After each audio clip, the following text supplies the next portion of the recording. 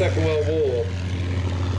B-29 came in towards the end of the war, but B-17 produced all the way, and of course was a mainstay of the mighty 8th Air Force, as well as the 15th Air Force in Italy.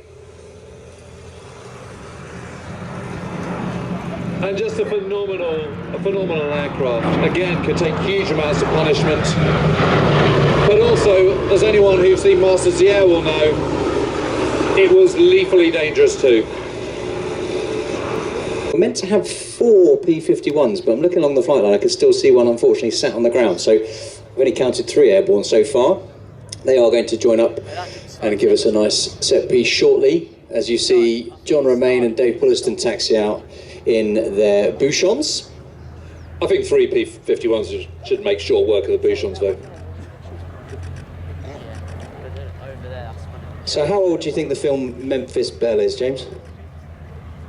Well, I actually remember going to that, seeing that in a cinema in Poole when it first came out. So I reckon it was 1989? Yeah, it was 1990, which makes me feel incredibly old.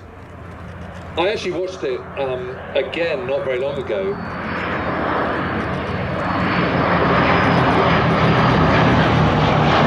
And I have to say, I thought it really held up. I think it's a terrific film.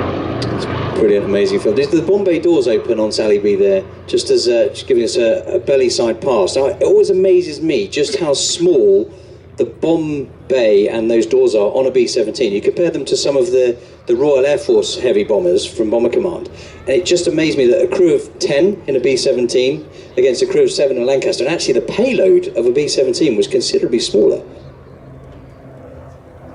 Yeah, it's actually not that big for a 4-engine plane, and you're right that it can do about 2.5 tons, something like that, whereas Lancaster at a push could do 10.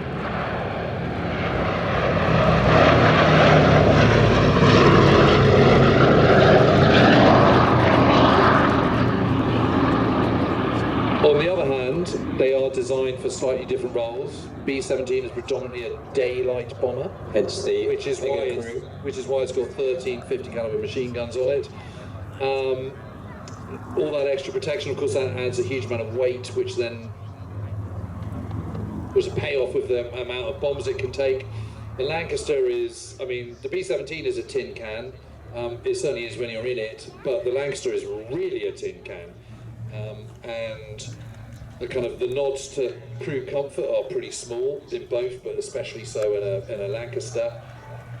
No, you know, that's why nearly 50% of all those who flew in Bomber Command didn't make it home. It's always a payoff. I remember talking to a crew member, I think he was either the navigator or the bombardier, I can't remember, on a B-17 that was initially earmarked for the 8th Air Force, came over in 1942, was then sent to Northwest Africa.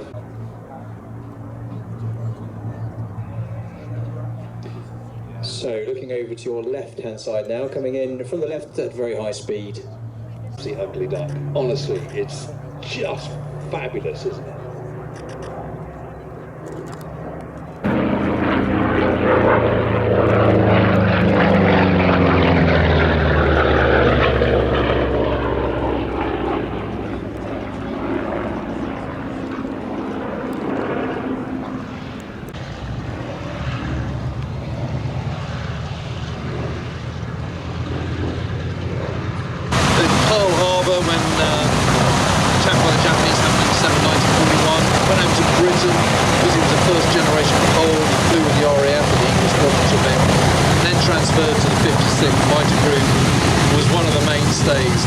By 1944, they were just marauding all over Northwest Europe, shooting up airfields,